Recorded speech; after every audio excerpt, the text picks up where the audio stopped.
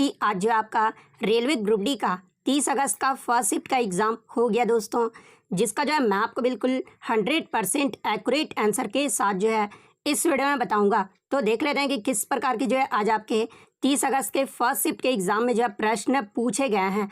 उससे पहले एक बात और दोस्तों कि जिन्होंने भी अगर चैनल को सब्सक्राइब नहीं किया है तो रेलवे ग्रुप डी से रिलेटेड पल पल की अपडेट के लिए जो है चैनल को सब्सक्राइब ज़रूर कर दीजिएगा और बगल में ही आपको एक बेल आइकन यानी घंटे का निशान भी दिख रहा होगा, तो आप उसे भी जो है ज़रूर प्रेस कर दीजिएगा। तो चलिए वीडियो को स्टार्ट करते हैं। तो आज का जो आपका पहला क्वेश्चन आया था कि पंचायती राज व्यवस्था की शुरुआत सर्वप्रथम जो है ये किस राज्य में हुई थी। तो देखिए मैं आपको बता दूं कि भारत में प्रथम बार जो है तत्कालीन प्रधानमंत्री पंडित जवाहरलाल नेहरू द्वारा राजस्थान के नागौर जिले के बगदरी गांव में 2 अक्टूबर 1959 को जो है पंचायती राज व्यवस्था जो वो लागू किया गया था। तो राजस्थान आपका करेक्ट आंसर होगा। नेक्स्ट क्वेश्चन आपका यहाँ पर आता है कि इनमें से कौन सा त्यौहार जो है असम में मनाया जाता है, जहाँ पे ऑप्शन में आपका बिहू त्यौहार दिया हुआ था। तो देखिए ये जो आपका बिहू त्यौहार है ना, ये आपका असम राज्य में मनाया जाता है। तो बिहू त्यौहार आपका करेक्ट आंसर होगा। इसके अलावा बैसागु, अम्बुबाची मेला या फिर त्यौहार, रजनी गबरा, माजुली, दहिंग पटकाई महोत्सव, हाथी महोत्सव, ये सब जो आपके असम राज्य में मनाए जाते हैं। नेक्स्ट क्वेश्चन आपका यहाँ पर आया था कि 2017 में कौन से मौलिक अधिकार को जो है ये जोड़ा गया था। तो देखिए राइट टू प्राइवेसी यानी निजता का अधिकार को जो है ये 2017 में मौलिक अधिकार में जोड़ा गया था। तो निजता का अधिकार आपका करेक्ट आंसर होगा। बात कर ले मौलिक अधिकार के बारे में, तो ये जो आपका भारत के संविधान के भाग 3 और अनुच्छेद 12 से 35 में वर्णित है, जिसे संयुक्त राज्य अमेरिका के संविधान से लिया गया है। नेक्स्ट क्वेश्चन आपका यहाँ पर आता है कि मधुमक्खी के काटने पर क्या लगाने से जो है दर्द में राहत मिलता है। तो देखिए मधुमक्खी अगर काट लेता है ना, तो आप बेकिंग सोडा अगर लगाते हैं तो आपको जो है दर्द में राहत मिलेगा। तो बेकिंग सोडा आपका करेक्ट आंसर होगा। बात कर ले बेकिंग सोडा के बारे में, तो देखिए इसे मीठा सोडा या फिर खाने का सोडा भी कहा जाता है, जिसका सूत्र क्या होता है तो NaHCO3 इसका सूत्र होता है, जिसे सोडियम हाइड्रोजन कार्बोनेट या फिर सोडियम बाइकार्बोनेट भी कहा जाता है। नेक्स्ट क्वेश्चन आपका यहाँ पर आता है कि इस्लाम में जुमे की जो नमाज है ना, ये किस दिन पढ़ी जाती है। तो देखिए जुमे की जो नमाज है ये शुक्रवार को पढ़ा जाता है। तो शुक्रवार आपका करेक्ट आंसर होगा। नेक्स्ट आपका यहाँ पर आता है कि संविधान की 8वीं अनुसूची में जो है कौन सी भाषा शामिल नहीं है। तो देखिए मैं आपको बता दूं कि संविधान के 8वीं अनुसूची में जो है ये 22 भाषाओं को जो है मान्यता प्राप्त दिया गया था। और वो 22 भाषाएं कौन कौन से हैं तो असमिया, बांग्ला, गुजराती, हिंदी, कन्नड़, कश्मीरी, मराठी, मलयालम, उड़िया, पंजाबी, संस्कृत, तमिल, तेलुगु, उर्दू, सिंधी, कोंकणी, मणिपुरी, नेपाली, बोडो, डोगरी, मैथिली और संथाली, ये 22 भाषाओं को जो है ना 8वीं अनुसूची में संविधान द्वारा जो है मान्यता दिया गया था। और आपके ऑप्शन में जो अवधी भाषा दिया गया था, तो अवधी भाषा को जो है ये 8वीं अनुसूची में शामिल नहीं किया गया है। तो अवधी भाषा आपका करेक्ट आंसर होगा। नेक्स्ट क्वेश्चन आपका यहाँ पर आता है कि ओजोन परत के क्षरण यानी डिप्लेशन के लिए जो है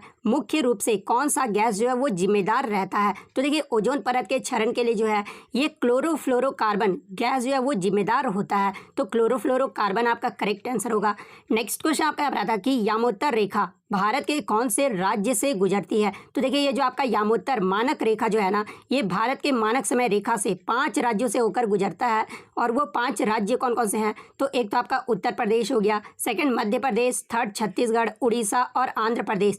ये 5 राज्यों से जो है भारतीय मानक समय रेखा जो है वो गुजरता है। लेकिन कुछ क्वेश्चन इस प्रकार से था कि भारत की जो यामोत्तर है ना, ये उत्तर प्रदेश के किस जगह से होकर जो है वो गुजरती है। तो देखिए यामोत्तर रेखा जिसे जो है 82.5 डिग्री भी कहा जाता है, और ये जो आपका उत्तर प्रदेश के राज्य के प्रयागराज जिले के जो है नैनी नामक स्थान से गुजरता है। तो अगर नैनी नामक स्थान दिया था तो ये आपका करेक्ट आंसर होगा। नेक्स्ट क्वेश्चन आपका यहाँ पर था कि राज्यसभा का पदेन सभापति ये जो है कौन होता है। तो देखिए राज्यसभा का जो पदेन सभापति है ना, ये उपराष्ट्रपति होता है। और उपराष्ट्रपति का जो ऑप्शन में नाम दिया हुआ था, तो देखिए ये जो वर्तमान में उपराष्ट्रपति कौन है तो ये आपके जगदीप धनखड़ है। तो उपराष्ट्रपति आपका करेक्ट आंसर होगा। बात कर ले राज्यसभा के बारे में, तो देखिए राज्यसभा एक अस्थायी निकाय होता है और इसे जो है भंग नहीं किया जा सकता है। और इसके 1/3 सदस्य को जो है प्रत्येक 2 वर्ष में सेवानिवृत्त किया जाता है। और राज्यसभा के सदस्य का जो कार्यकाल है ना, ये 6 वर्ष का होता है। वहीं लोकसभा के सदस्य का जो कार्यकाल है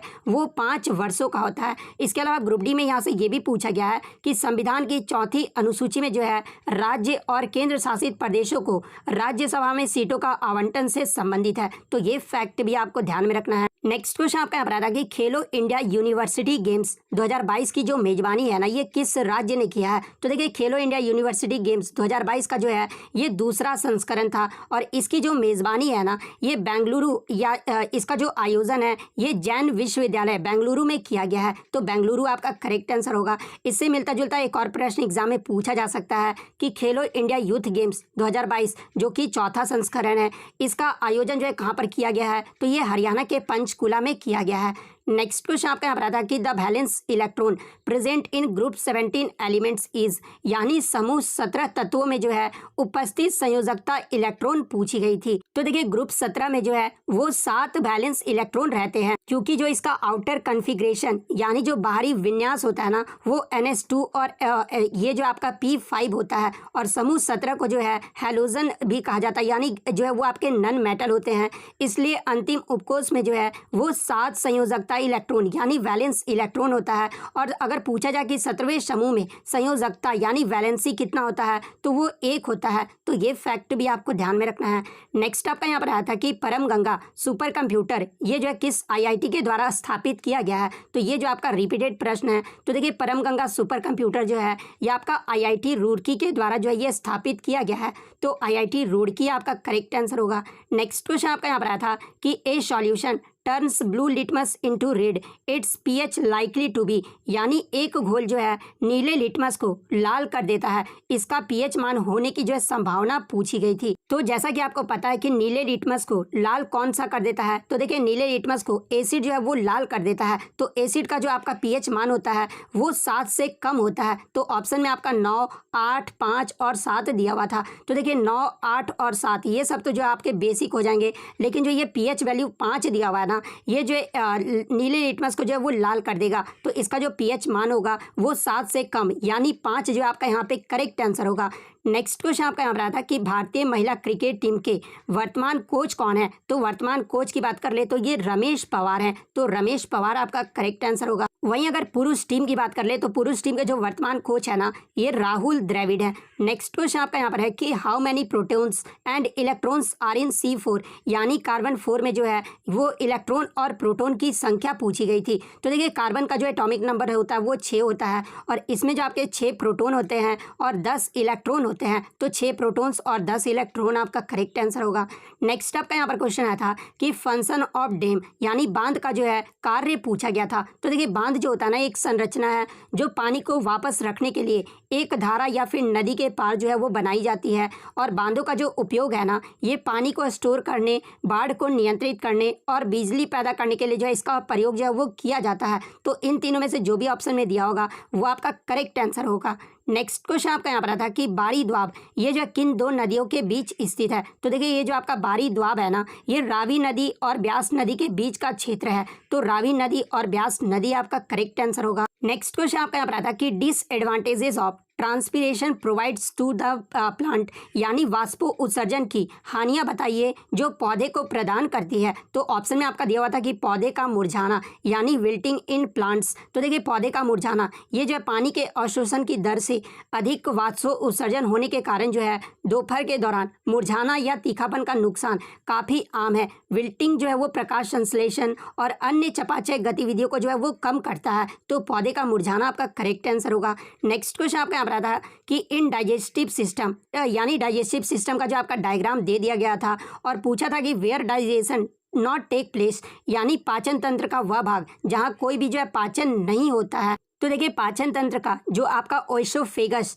यानी जिसे घेंगा या फिर अन्न प्रणाली या फिर ग्रास नली भी कहा जाता है, ये एक ऐसा भाग है जहाँ कोई भी जो है वो पाचन नहीं होता है। तो ओइसोफेगस आपका करेक्ट आंसर होगा। बात कर ले पाचन के बारे में तो देखिए पाचन उस प्रक्रिया को संदर्भित करता है जहाँ हमारे द्वारा खाए गए भोजन को संसाधित यानी कंज्यूम्ड जो है वो किया जाता है और छोटे भागों में जो है इसे तोड़ दिया जाता है जिसे शरीर द्वारा अवशोषित किया जा सकता है। नेक्स्ट क्वेश्चन आपका यहाँ था कि वाट एनर्जी यानी जनरेटर का उपयोग में होने पर जो है उसमें से कौन सा ऊर्जा जो है वो रूपांतरित होता है। तो देखिए एक जनरेटर में जो है यांत्रिक ऊर्जा को विद्युत ऊर्जा में जो है वो परिवर्तित किया जाता है, यानी मैकेनिकल एनर्जी को जो है इलेक्ट्रिकल एनर्जी में जो वो कन्वर्ट किया जाता है।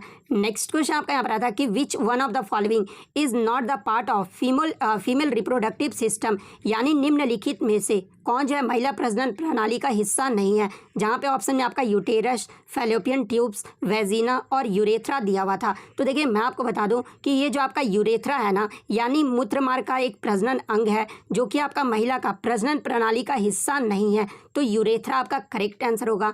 नेक्स्ट क्वेश्चन आपका यहाँ पर आया था कि मानव के शरीर में लिम्फ का क्या कार्य होता है, यानी लिम्फ का कहने का मतलब कि लसिका का जो है क्या कार्य होता है। तो देखिए लसिका जो है ये पाचित तथा अवशोषित वसा को जो है क्षुद्रांश से रक्त में ले जाता है। इसके अलावा जो लसिका होता है ना, ये अंतरकोशीय अवकाश से अतिरिक्त द्रव को जो है वापस रक्त में ले जाता है और लसिकाणु शरीर के संक्रमण से जो वो रक्षा करते हैं। तो इन तीनों में से जो भी ऑप्शन में दिया होगा वो आपका करेक्ट आंसर होगा। नेक्स्ट आपका एक क्वेश्चन आया था कि यदि 1100 वाट की हीटर का वोल्टेज 220 वोल्ट है तो प्रतिरोध आपको बताना था। तो देखिए P=VI का फॉर्मूला आपको पता होना चाहिए, जहाँ से आपके हर शिफ्ट में जो एक न्यूमेरिकल पूछा जा रहा है। तो यहाँ पर जो आपका जो है वो दे दिया गया है क्या, पावर यानी 1100 वाट दे दिया गया है और वोल्टेज वो भी जो आपका विभवांतर जो है वो 220 वोल्ट दे दिया गया है। तो प्रतिरोध आपका पूछा गया है। तो R= जो है आपका यहाँ पर क्या होगा, तो देखिए V के जगह पे IR होता है, ठीक है, आपको पता है। तो I के जगह पे हम लोग V ले सकते हैं। तो यहाँ पर क्या होगा, तो V²/R होगा